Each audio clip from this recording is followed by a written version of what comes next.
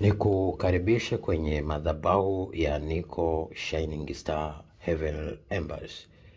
Leo Mungu ametupa neema ya kujifunza. Leo tuna topic inasema ndoto hizi 10 ukiziona jua una roho na neema ya baraka, utajiri, mafanikio na nuru yako ni kubwa na Mungu amefanya baraka zikuandame ila yawezekana hujajua. Maandiko yanasema nami nitawarejeshea miaka iliyoliwa na nzige, tunutu, madumadu na palale, jeshi langu kubwa nililolituma katikati yao. Na watakula chakula, watashiba na watu wangu hawatatahayari. Soma Joeli sura ya 2 mstari wa 25 mpaka ule wa 28. Kwa hiyo ukiona hayo basi jua kuna Mungu anawasiliana na wewe na kuna vitu yupo anatengeneza kwenye maisha yako.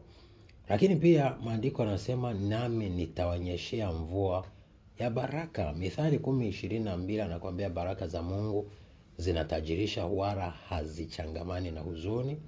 Lakini pia ukisoma kitabu cha Kumbukumbu la Torati 8 mstari wa 18 anakuambia mkumbuke Mungu Bwana Mungu wako, maana ndiye anayekupa nguvu za kupata utajiri. Sasa ndoto hizi unapoanza kuziona jua Mungu anazungumza na wewe. Wengi Mungu amewabariki rohoni, lakini wanapofanya mistake kwenye ulimwengu wa kawaida unakuta zile baraka pia zinapotea na zinaondoka au adui anazizuia. Sasa ndoto ya kwanza unayoona Mungu ameachilia baraka na neema kubwa kwenye maisha yako ni unapoona ndoto ya matunda. Kila wakati unaona ndoto ya matunda na matunda yameshaiva.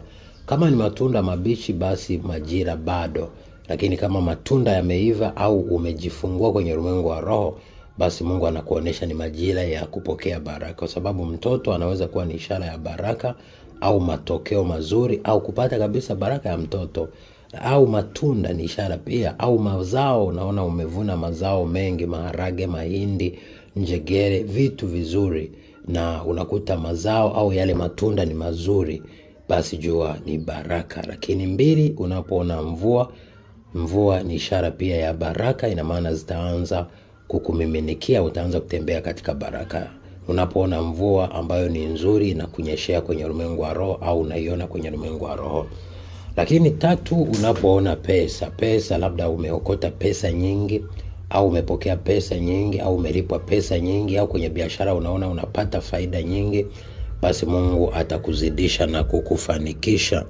Lakini ndoto ya 4 ni unapoona cheo, umepewa cheo au nafasi au umepewa kiti kizuri. Wengine wanaweza kuota unaona kiti cha dhahabu au kiatu cha dhahabu au nguo nzuri au nyumba nzuri au gari nzuri, basi jua Mungu anaonesha baraka zipo kwenye maisha yako na zitakujiria za kutosha. 5, unashangaa unashangiliwa, labda unapita sehemu unashangiliwa labda kama mhubiri au unashangiliwa kama mwanasiasa au unashangiliwa unaona watu wanakushangilia au wanakuachia nafasi wewe ukae au upate kitu fulani kizuri, basi jua Mungu atakuinua na atakuweka juu ya falme, juu ya mamlaka, juu ya watu wa mataifa.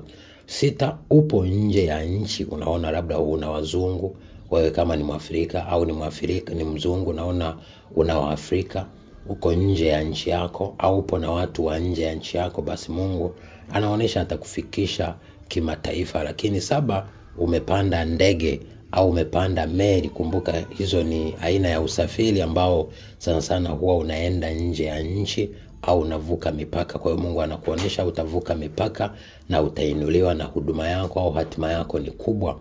Lakini 8, unashangaa umewashinda wengine kwenye mpira, labda umefunga magoli na wewe umepata medali au tuzo, au kukimbia umekimbia umeshinda na umepokea fedha. Ina maana Mungu anaonesha wewe umekimbia kuliko wote na umewashinda na Mungu atakuinua na atakubariki, na wenda baraka zimesha kuja, sasa zimebaki kuingia mwilini. Kwa hiyo cha msingi ni kuangalia maono yako, ndoto yako na nini Mungu anataka ufanye, alafu usiogope unapoona hivyo, kwa sababu Mungu ameshafungulia milango. 9, unashangaa umeangamiza roho za ukoo kwenye familia, au unaona kuna roho umeziua, au kuna adui umemuua, au kitu kibaya umekuua, au mbwa aliyetaka kushambulia, au mnyama yeyote, au majoka umeyaua, basi Mungu anakuonesha utaanza kutembea katika nguvu na una nguvu rohoni. Kumbuka, mtu ambaye ana nguvu rohoni ni yule anayeshinda kwenye ulimwengu wa roho. Na ukiona umeshinda kwenye ulimwengu wa roho, ina maana hapa kwenye ulimwengu wa mwili kushindwa sio rahisi. Lakini 10 na mwisho, unashangaa unasafisha nyumba yao kwenye ukoo wenu au nyumba yako, au unashangaa unasafisha shamba, au unasafisha uwanja, unachoma takataka, au unaondoa takataka, au unafyeka, unaondoa uchafu. Basi Mungu anakuonesha sasa ni majira yako. Ina maana umetakasika, au unaona unaoga, ina maana umesafishwa vizuri, au unanawa, au unaona maji, unanawa maji ya kwenye tepu, basi jua Mungu anakuonesha baraka zipo na zitakuandama. Sasa unapoona ndoto hizi, jitahidi kurudi kwenye misingi ya Mungu, kuishi maisha matakatifu ya kujikinga na dhambi, lakini jitahidi kusoma neno sana, kuomba, lakini kuwa na maono, kutafuta maarifa ya kile ambacho Mungu amekupa, uwe na ujuzi, lakini pia uwe na kile ambacho au kusudi lile ambalo Mungu amekuumbia, basi anza kulifanyia kazi, kwa sababu hapa Mungu ameshafungulia baraka zako kwenye ulimwengu wa roho. Wengi wamebarikiwa rohoni, lakini mwilini ni maskini na wamekata tamaa. Ni kwa sababu gani? Hawataki kuamini kwamba sasa wanaweza kufanikisha jambo lolote. Kila ambacho Mungu amekuonesha au kila ambacho unakifanya, Mungu akikuonesha baraka hizo, basi wewe jua majira yako yamefika. Usikate tamaa, usirudi nyuma, songa mbele na jitume, wala usiogope wachawi, waganga, washirikina. Cha msingi ni kuwa karibu na Mungu na kutembea katika utakatifu na kuwasaidia wahitaji. Mimi nakupa uhakika maisha yako hayatobaki kama yalivyokuwa. Naitwa Apostle Johannes John. Usiache kulike, kushare, kucomment. Kumbuka mamilioni ya watu wengi wamepata kujua, kufahamu na kuelewa sauti ya Mungu, na wengi leo wanaishi maisha yenye mafanikio makubwa. Na wewe uwe ni miongoni mwa watu wanaosambaza injili kwa namna hiyo, na utaweza kushinda na zaidi ya kushinda. Nawapenda. In Jesus name, shalom.